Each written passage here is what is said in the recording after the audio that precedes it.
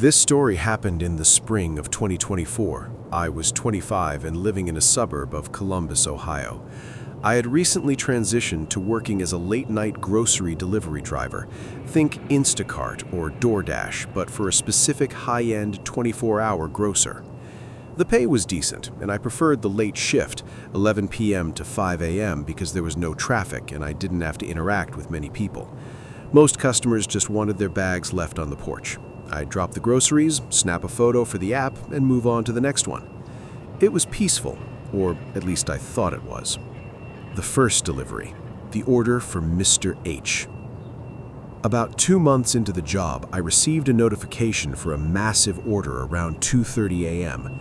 The customer was listed as Mr. H, and the delivery address was a luxury apartment complex called the Greystone. It was an older building, originally a hotel in the 1920s with high ceilings and a confusing, maze-like layout. The order was bizarre. It wasn't food. It was 12 gallons of distilled water, 5 boxes of heavy-duty black trash bags, a bottle of industrial-strength ammonia, and a single child-sized pair of yellow rain boots. When I arrived at the building, the lobby was empty. The night porter was nowhere to be found. I had to use a temporary code provided in the app to get into the elevator. The delivery was for Unit 704. When I reached the 7th floor, the hallway was dimly lit and the air smelled like old carpet and floor wax. As I dropped the bags in front of 704, I noticed that the door was slightly ajar, just by an inch. I didn't think much of it at first. Sometimes people are just eager for their delivery.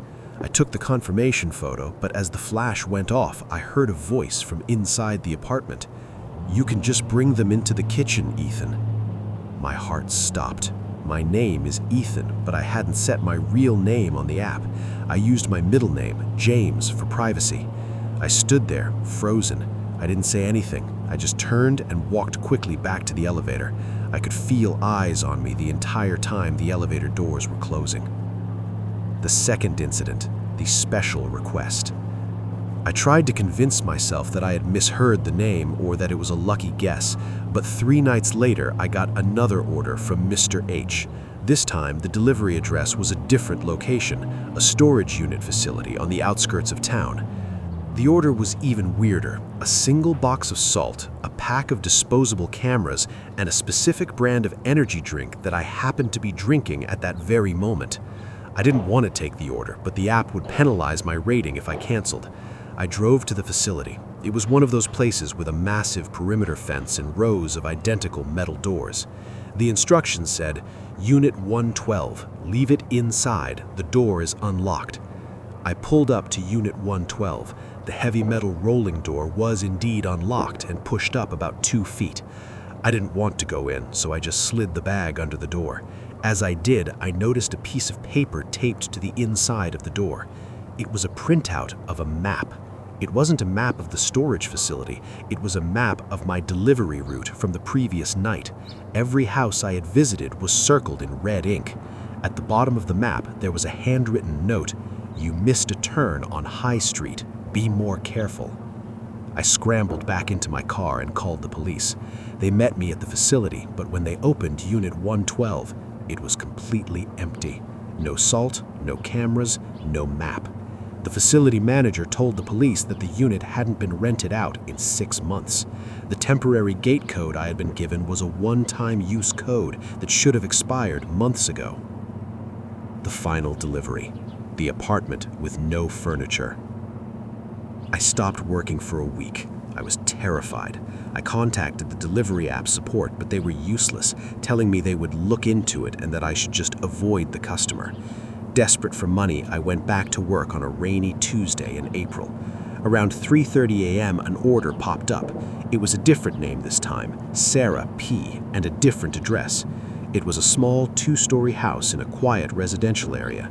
The order was simple: bread, milk, and eggs. I felt safe. I drove to the house, but when I pulled into the driveway, I noticed something that made my stomach churn.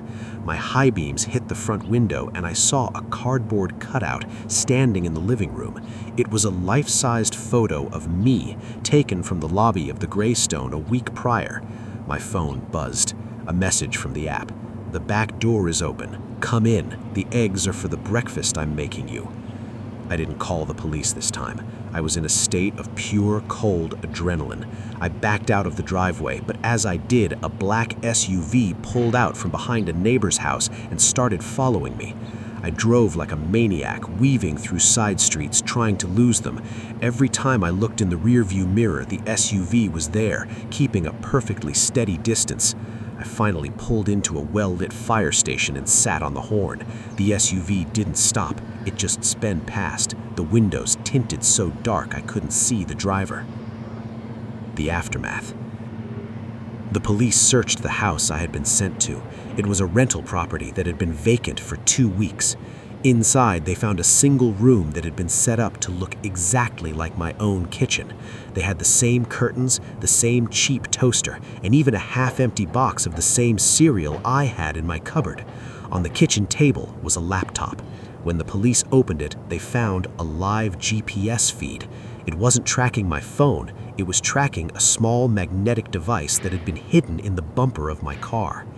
The most disturbing discovery was the Customer 402 file on the laptop. It contained a digital diary. The person had been ordering me for months. They had figured out how to manipulate the app's algorithm to ensure that their orders were always assigned to me. They called it the Ethan Project. The entry for that final night read, "He's getting jumpy. I think he's ready for the transition.